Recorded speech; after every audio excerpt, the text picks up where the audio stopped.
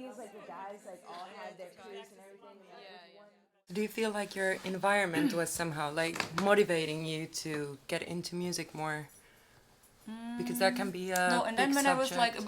I started DJing and stuff, I realized I now have to make something happen with my life. I had high expectations of myself. I wanted to have a meaningful life. I realized either I'm gonna go study something, or I always wanted to study philosophy or thoughts like things like that. But then I was really into music already. I was very curious, and I thought maybe. I also realized that I have some sort of talent, perhaps. Like whenever I did it, it worked kind of okay. So I thought maybe I could take the risk, and maybe I could become a musician and as an independent artist. I was thinking this, a little bit, dreaming this up. And of course everybody was like, are you crazy? It wasn't like that today where it's kind of normal almost like. I decided to go to school to become more fluent and less inhibited in the process of making my own things and expressing myself. And I think this independence was the most tempting for me. It like snuck up on me, and I was like, what? When did I become a rapper? That's awesome. But and then it got to a point where I was like, I would love to bring another voice to hip hop. Hip hop's so male dominated, So that's where I'm coming from. I'm begging all the female MCs, please bring out albums. There's so little albums of female rappers. It's incredible. Yeah. Like in UK, all these crime girls, there's so many. They're amazing. None of them has an album. Right. I don't understand. Yeah. Just wait. I'm like this since years. But also listening, everything comes out and stuff. Yeah, great, fantastic. Female Pressure was founded in '98 by Electric Indigo, a woman from Austria. The network has existed for a really long time, and I, for instance, joined it 2004, just the email list. I'm just saying it's also sometimes really nice to have a crew, you see? Because that's what I'm saying. We've been isolated a lot by being this one woman on the festival. Always this is the special woman. She is the only one who can do it, and so for a while you think like, I'm the special woman, and then I'm like, no, I know out of my hand I know 50 girls like me, exactly the same. So why am I here alone? So this is what I started to ask in 2013. I screamed out on the list and said, what the heck? And then all the girls went, yeah! And then we were like, let's count. And then we counted. And we counted all electronic music festivals, all labels, and clubs. And then the 93 ratio or something came out, and we published it on Women's Day, and actually got a lot of press because of that. So it went quite viral, I would say. That first study, we had some nice visuals with it. It's called the Fact Studies. You can also see it on the Female Pressure website. That's the website. Next year, Club Transmediale asked me, or several people, to write something on female pioneers. And I suggested to write what kind of concept I would use, and I said I want to bring in as many as I can find. This is online, it's called Nerd Girls. And I also it was published in the Club Transmediale magazine in 2014, and I also published it online. And then I had like 100 plus 10 more women there. And you have no idea what this list made. Like, it's incredible. Wherever I go, young girls come to me, like sometimes 15, 16, and thank me for that list.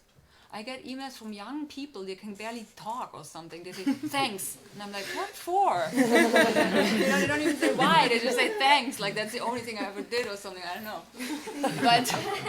But they really write me, thank you. It's so nice to see that. And that's the role model, that's the media, that's the visibility. So that was a great project, the Nerd Girls. And then Björk spoke out. And I again went to the list and said, girls, how about we all post on Women's Day a picture of us with our gear, because she was saying, I don't want to be photographed when I'm producing. Björk said that, right? Fair enough. But I was like, why don't we all post a photo of us working, in the working situation. No press photos, no pretty photos, nothing hot, just us working. It's an endless scroll.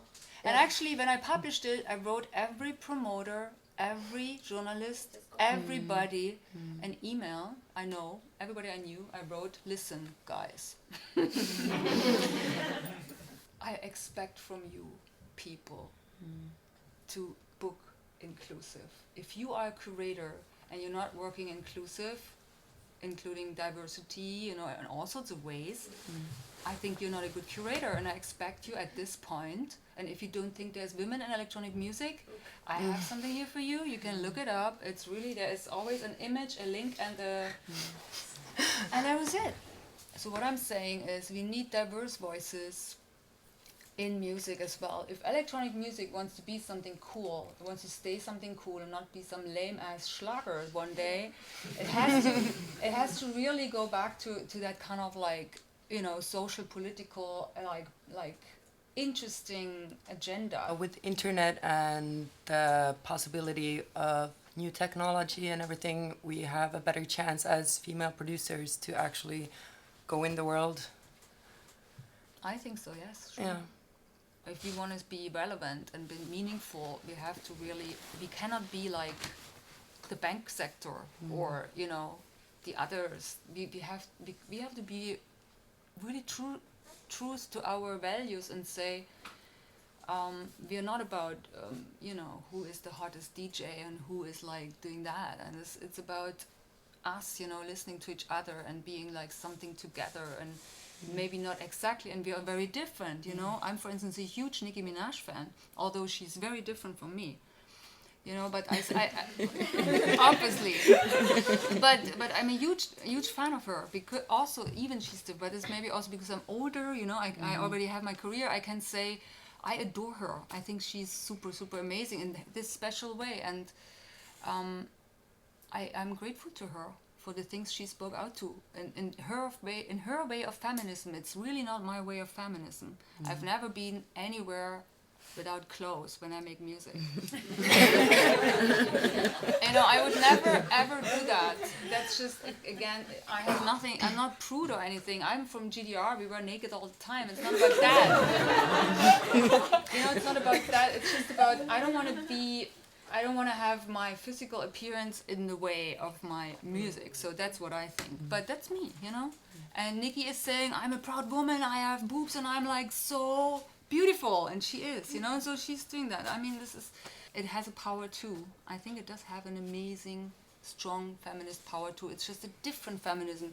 And I think that's something we've been talking with Angela Dimitrikaki, and she's very scared that we women or feminists never come together, and that was so strong to me that she said it like that, because it's really true. Like, why are we fighting with the black feminists, and why are we fighting with, these other, no.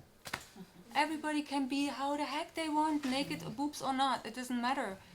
It matters that you express yourself the way you want, and it's, of course, she's gonna have more success because of the boobs. That's fine, if this is your decision. I mean, this is pure money. You can make you can say, do I want to have that money? Okay, it's like that. So, I think we should hold together, and it would be awesome to accept our differences, and this is also diversity, not just for men, and that goes for men, by the way, too. You guys have the next emancipation to do, right? Like, after we now kick ass, you guys have to really get yourself together, because this is going to be really tough too for lots of men.